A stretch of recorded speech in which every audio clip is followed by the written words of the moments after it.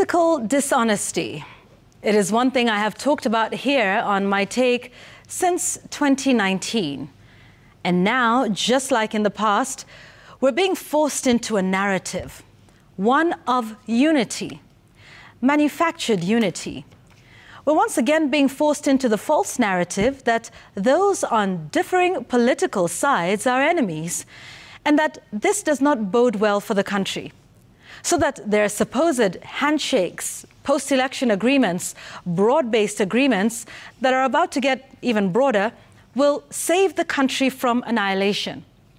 We've been made to believe that having an opposition or minority means total ruin for the country and lack of development for some regions, and thus justifying their need to come together for the good of the nation.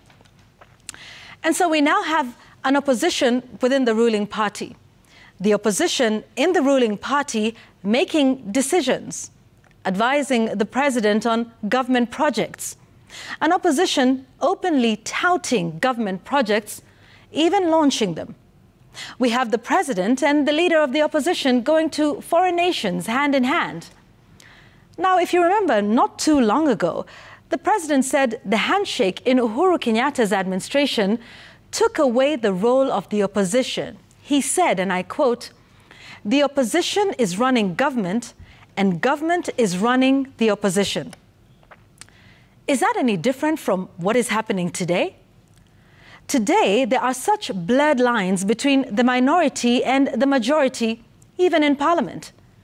There is a planned reconstitution of parliamentary committees, such that the ones that are supposed to be led by and filled with majority members pushing for government business in the House are being reconstituted to look rather different.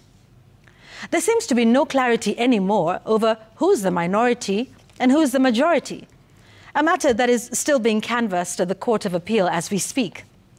Yet today, the president and the opposition leader are in some sort of working, broad-based arrangement that no one yet seems to understand and is not formalized anywhere save for in their own minds.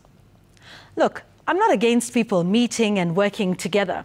It is a free country after all, and the Constitution itself advocates for the right of thought and the freedom of association. But we also have the right to question.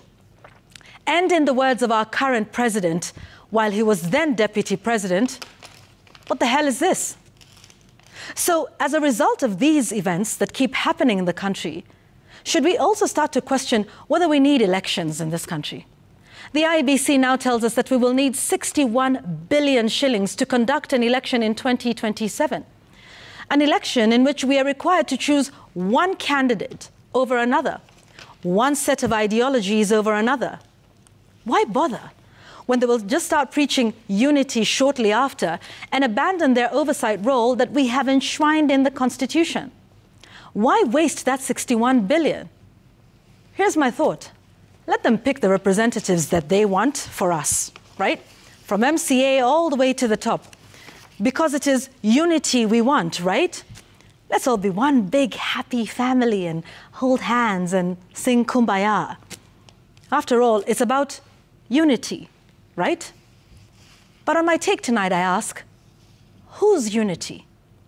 Theirs or ours?